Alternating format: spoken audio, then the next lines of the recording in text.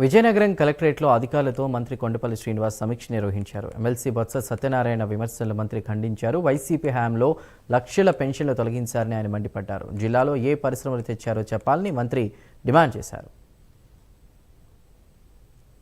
వాళ్ళు ప్రభుత్వంలోకి వచ్చిన తర్వాత 10 లక్షల పెన్షన్స్ తీశారు.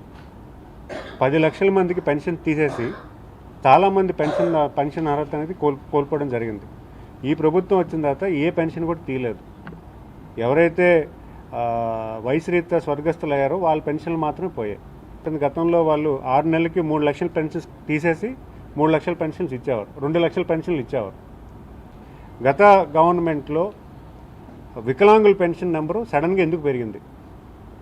ఈరోజు కడప జిల్లాలో అక్కడ ఉన్నటువంటి గౌరవ కలెక్టర్ గారు వెరిఫై చేస్తే ఉన్నటువంటి 1000 పెన్షన్స్లో 90% అనర్హుల కింద డిజేబిలిటీ పెన్షన్ వచ్చింది, డిజేబిలిటీ డిస్క్వాలిఫికేషన్ వచ్చింది. మీరు ఎక్కువ నెంబర్లో గత వైసీపీ గవర్నమెంట్లో అనర్హులకు ఎక్కువ మందికి ఇవ్వబట్టే ఈరోజు రీవెరిఫికేషన్ అనే ప్రాసెస్ పెట్టి మొత్తం డిజేబిలిటీ పెన్షన్స్ అని వెరిఫై చేయాల్సిన అవసరం వస్తుంది. ఈరోజు గవర్నమెంట్ కూడా ఈ రీవెరిఫికేషన్ ప్రాసెస్ కూడా 100 కోట్లు ఖర్చు పెట్టి రీవెరిఫికేషన్ చేస్తుంది. సెర్ప్ డిపార్ట్మెంట్ ఉన్న ఫండ్స్ని డైవర్ట్ చేశారు, పీడీ అకౌంట్స్లోకి వేసుకున్నారు. మరి శ్రీనిధి ఫండ్స్ని డైవర్ట్ చేశారు. ఇవన్నీ కూడా ఏ గవర్నమెంట్లో జరిగాయి? వాళ్ళ హయాంలో జరిగాయి. చాలా పారదర్శకంగా ప్రజల్లో నమ్మకాన్ని గెలుచుకునే దశగా ఉన్నతాధికారులు కూడా ప్రభుత్వం మీద ఒక నమ్మకం కలిసే దశగా ఈరోజు ప్రభుత్వం పనిచేస్తుంది. ప్రజలు ఒక ఛాన్స్ అని ఎలాంటి పరిపాలన చేశారన్న సంగతి ప్రజలకు తెలుసు.